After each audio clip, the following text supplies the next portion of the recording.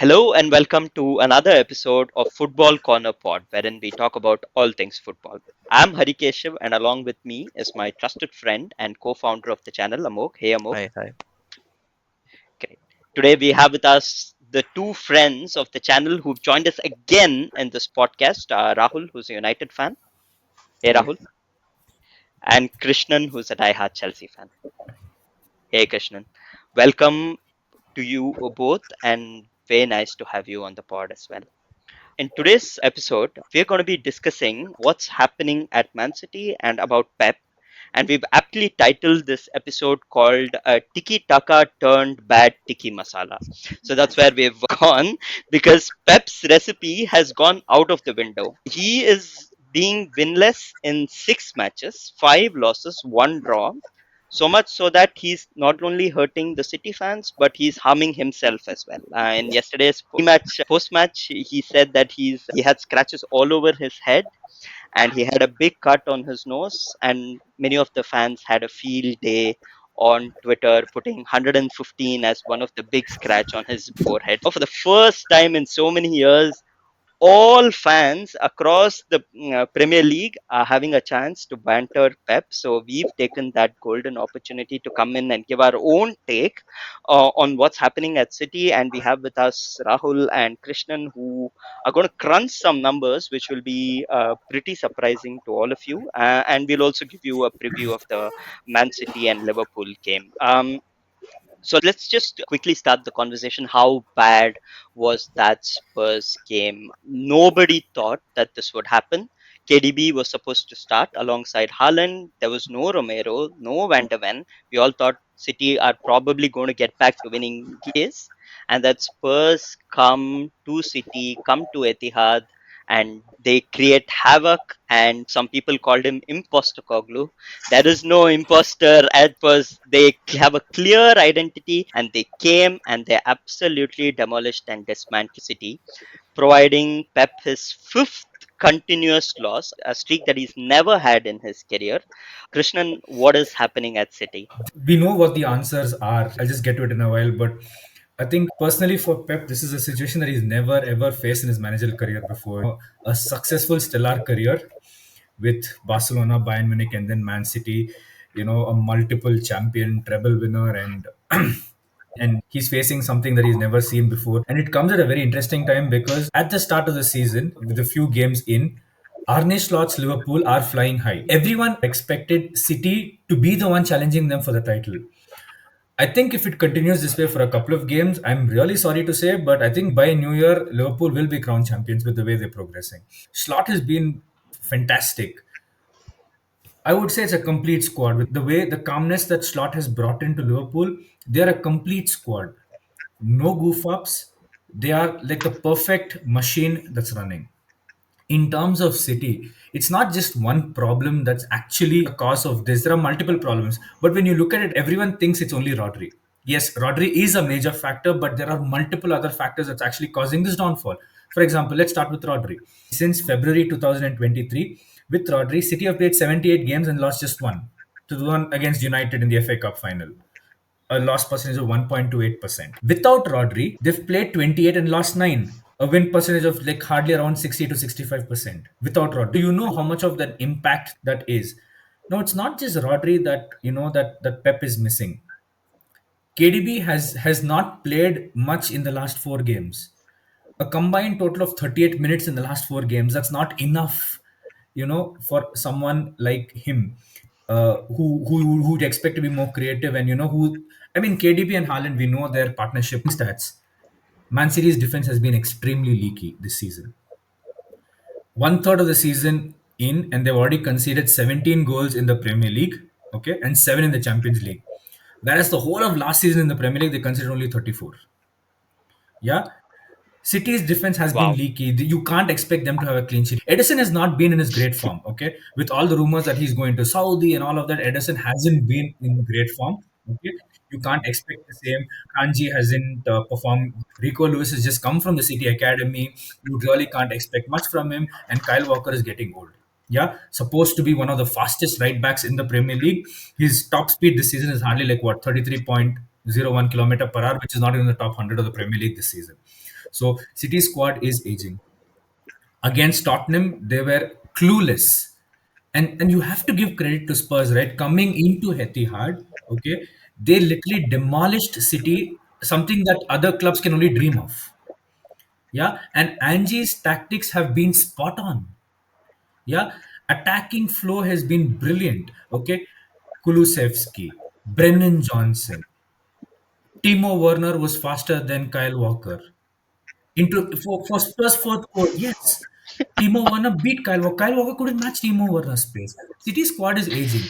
Against Spurs, 9 of the 14 players that played were age 29 and above. So the prime age, that I would say between 24 and 29 is where Rodri falls in. And they're missing him very badly. Grealish had performed better for Aston Villa since the start of 1920 season than he's performed, lived up to that 100 million mark. Okay. And it's not just one factor, as I said, all of these are becoming a problem for Pep. Yeah. And you have to admit he's had a good squad all these years and he's able to win. Okay. Now, with the squad aging, he has a lot of questions to answer. He needs to get rid of these players one by one slowly if he has to, like get a fully strength squad. So, I mean, I would say the title race is truly well and over. You have to be realistic as much as like we would say, oh, I'm a diehard Chelsea fan and everything. You have to be realistic and you have to be practical. The only team that I saw that were close to challenging Liverpool for the title were Man City. And going by their current form, I think the Sunday's game, City versus Liverpool, will literally be the title decider for the season, if you ask me. So I think You mean to say City's it'll be bid for the over. title Yes, it'll be the decimated. last. Wow, that was some assessment, wasn't it? You're not going to get this of brutal assessment without an ad break anywhere else. Probably Sky is doing this assessment with three big ad breaks in between.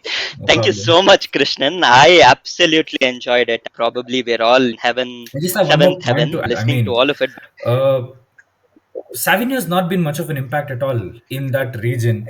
He was when Foden was out injured, it was supposed to be Savinho's role, but Savinho's barely got any goals or assists. So Pep has a lot of thinking to do, a lot of reinforcements to be made. With the way this is going, I think a lot of players will be offloaded in January and in the summer because, like, he signed a new contract which keeps him until 2027, by the way. So he is in there for 2 more seasons. So he will want, I think the City are again going to like break the bank and like sign in a lot of more players as well. So it's going to be really interesting with what they do in the summer. But for now, I think the title race is truly well and over. It is just Pep really has to play for pride now, not more than anything else. Brilliant and brutal and everything that all other fans except City fans want to hear. But I just saw a couple of stats or bullets that you put. I like to call them bullets because they were literally bullets to the heart of every City fan. But there was a very salient point that you made. This is an aging squad. And he had the opportunity to fix this in the summer by bringing in some fresh legs. And the only transfer of note that they made was Savinho, who it was a big step up from Girona to come. Same like Grealish. You're a big fish in a small pond, whether you can be a big fish in the big pond. That was the question. So let me go through some ages of some top players here, and I think you will understand what the issue is. Kyle Walker, 34. Gundogan 34, KDB 33, Ederson 31, Bernardo Silva 30, Kovacic 30. And that is why Krishnan is saying City will go and break the bank. But why didn't they do this? Obviously, a couple of reasons could be said. They knew they were flying close to PSR. They have 115 allegations against them. Do they know something that we do not know? Is there something impending? Is there a bigger play here? And has all of that outside noise caught up with him on the field? Or would you say this is purely something that is on the field? Yeah, so absolutely. I think big reason for City's success has, apart from their on-field football tactics and all of that, a big reason for their success has also been their off-field activities. You have a lot of these. I think recently Edwin Mandasar and a few other folks who have been CEOs at other football clubs, they are saying that okay, Man City, they don't believe that there's something shady happening at Man City just because of how They have seen that how watertight that football operations is. Of course, when there have been fingers pointed out that you're not complying to the rules and regulations of the Premier League or financial fair play, etc., etc., it is going to cause some amount of rift or stir, and it is going to play a big impact at the back of your head. So all of this happening in the background is definitely not helping Pep. Uh, and let's be honest, it's not like his career has been devoid of controversy. We all know back in Barcelona, there was this big controversy about him giving his players performance enhancing drugs. There's still a court case, I think, going on in Barcelona for all of this. But he's dealt with that, and of course, I think City and people at City feel that he will be dealing with this as well, which is why he signed a year contract, an extension. So none of this helps, but he has been through this before. The only question is, how does he come out of it? Which at this point in time, it does not seem. Facing Liverpool, who have, by the way, even Liverpool yesterday were flawless. I think the scoreline was just too. I think they should have beaten them 4 or 5-0. It could have been easy a 4 or 5-0 demolition of Real Madrid. And facing Liverpool at the worst possible time, and as we've all rightly pointed out, a loss here would mean that they're absolutely out of the uh, title charge or challenge, so to speak. But at the same time, if there is one team that can just forget everything that's happened in the past and just do the talking out on the football pitch, it is Man City. As we have seen, they have come from extremely adverse positions, being out of the title race in most of the seasons, but they've come out on top. So let's see how it goes. It's a very tricky position to be in, but hopefully, as a United fan, I hope it prolongs and I hope it continues. A couple of more points to add, if I may. Pep, I mean, I think what's happening off field, and I wouldn't try to relate, I wouldn't try to link that to the performance on field, because the performances on field is purely related to, I think, the injuries and the lack of players that he has. Like, of course, Pep is not new to controversy, even with Barcelona that he had. I mean, they had a lot of things going off the field, but he had a full strength squad, so he was able to perform as well. And here also, I think the biggest problem is he doesn't have the set of players that he expects them to be fit, and they're not. Gundogan is not the same like how he was at City, and then that one season with Barcelona again back. He's not getting much from him as well, and not much promotions from the City academy as well. It's not because of off field. I think it's purely because of the players that are injured and are not performing. So I think he will be a bit harsh. I wouldn't blame him for harming himself, because he's never. It's like for a student who stopped all his life, and then you can't expect him to be failing a class test, right? How frustrated he would get. That's exactly what's happened to him, and he's never been in this situation before. Really wouldn't blame him for that. It's sad on one side when you look at it in terms of empathy and Yeah, sympathy. It's it really is. sad, but City have a lot Yes. of answering, a lot of. I wouldn't even say Arsenal. I wouldn't even say Chelsea right now, and it's a Absolutely. very, in terms of luck, not the right time to face a team like Liverpool, who are absolutely complete. I loved the way, the transition happened between Klopp and Arne Slot, like a literal handover, I would say. Like, even before Klopp moved out, they knew they had Arne Slot in mind, and Yeah. like, it was like a perfect transition for the players and for the club as a whole. And like, that is something that I would expect a big club like Chelsea or United to, or Yeah. any other big club, Premier League club, to do that, the transition. And Slot hasn't signed, like, the one thing that I really liked about Liverpool this season is because they haven't gone to sign any big players. I think the only notable signing was Chiesa from Juventus, and with the existing squad, right? They look complete. They look flawless. Their defense has been rock solid. Gravenberch has got a new lease of life under Arne Slot. Yeah, maybe Salah and Darwin Nunes are not performing, but that's not where they're getting their goals from. Trent Alexander-Arnold has been one of the best fullbacks in the Premier League right now, probably in the world right now. Virgil is rock solid. So I think you really can't find flaws in a Liverpool squad right now, and City are going to really have a tough time this weekend. So it is going to be very Yeah. interesting to see what happens. Yeah.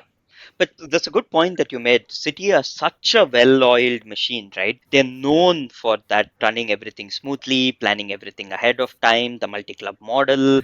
Every person who is from top down or bottom up, everybody has a specific role in that City club. But then what has happened is they've lost Yes. Omar Berarda to United, and now they bought the sporting director from Sporting. And because they got him, it was widely said that Amorim would move to City. This all happened when Pep had not signed the new deal. So it was widely anticipated that this could be Pep's last season and Amorim would step in. It's almost playing checkers. United have blocked like the future moves.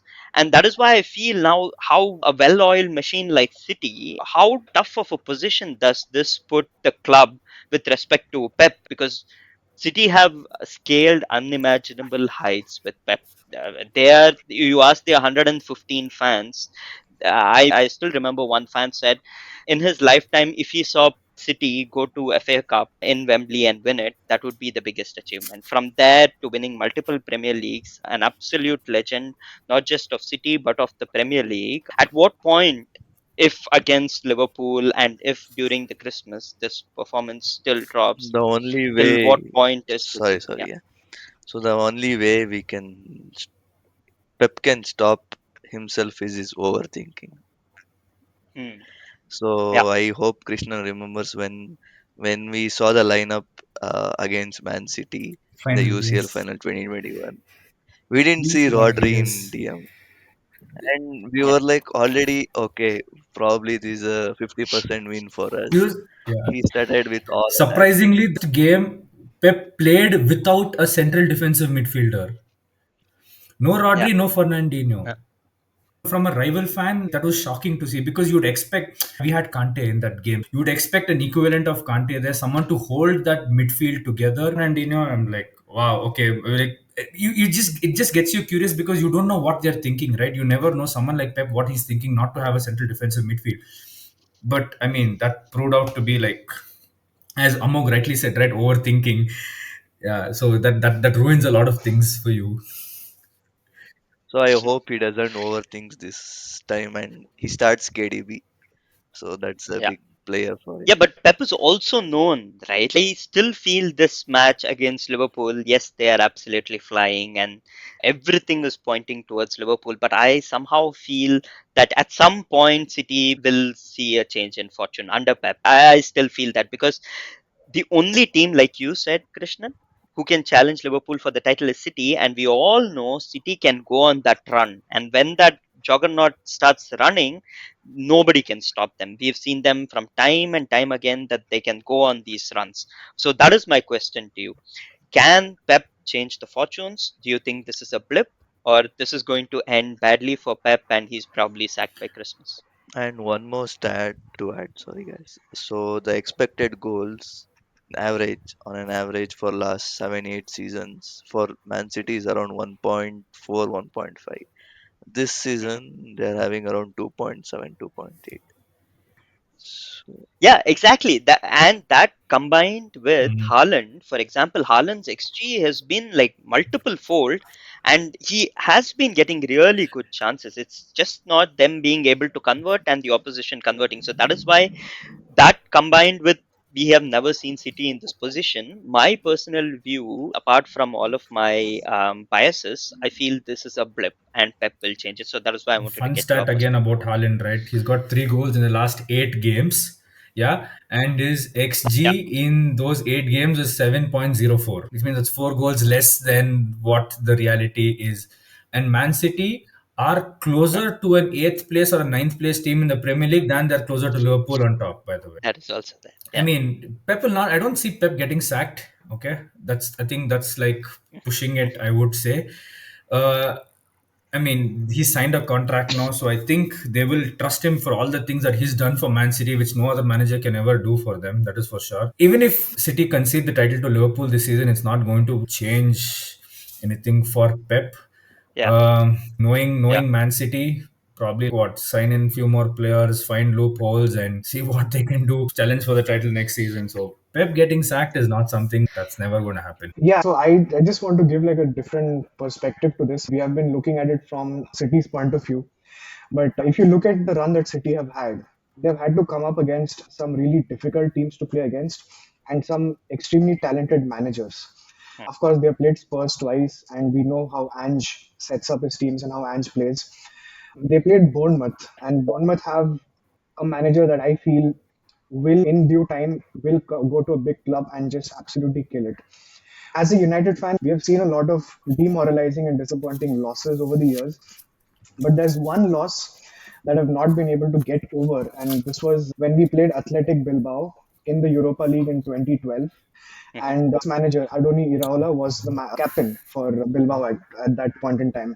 And that team was such a well drilled, set up team. And I'm surprised how not a lot of people from that team have not become managers yet. I'm sure they will, but I'm sure that a lot of these players will go on to become great managers. But he's a great up and coming manager. His teams have been extremely difficult. I mean, they've beaten some big uh, teams this season as well, Bournemouth.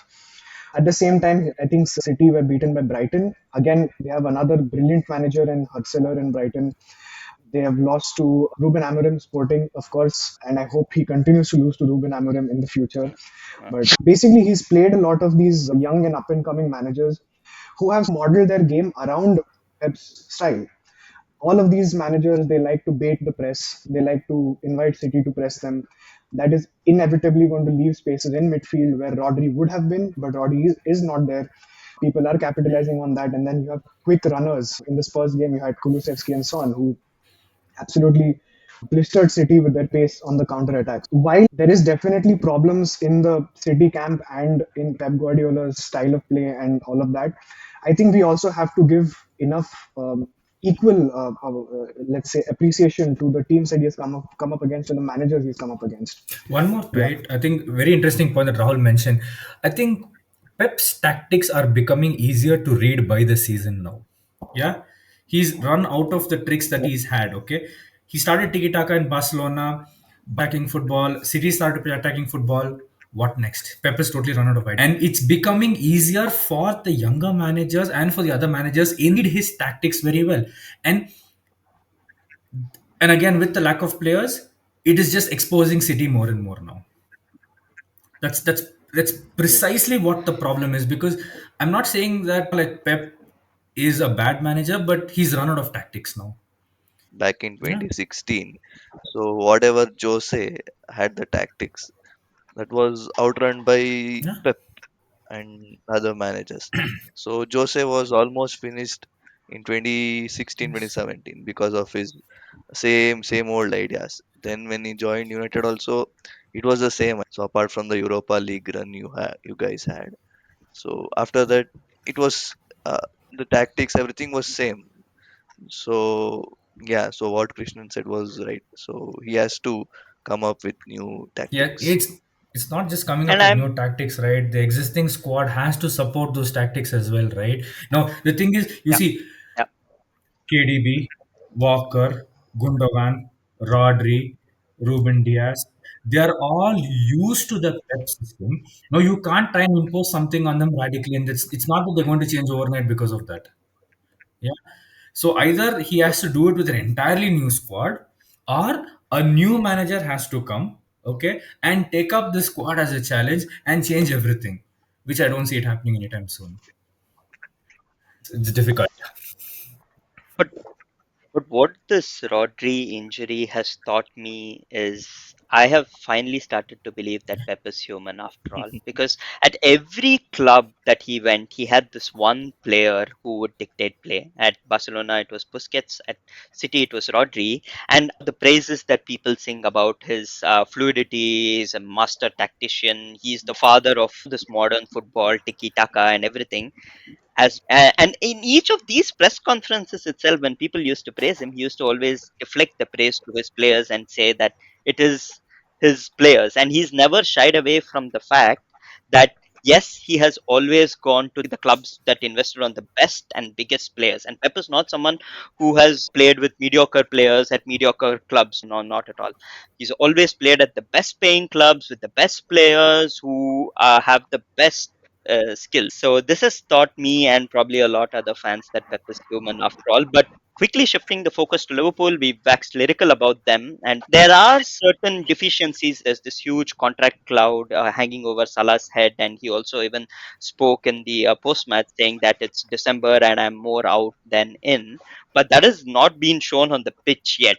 But I think it is quite clear that at the end of the season, it will be the end of Salah and Trent at least. It remains to be seen. Whatever they're putting on the pitch has been fantastic. Quick thoughts on the game itself and your predictions. Christian, let's start with you. 2 Man nil City, to Liverpool. Liverpool. Wow.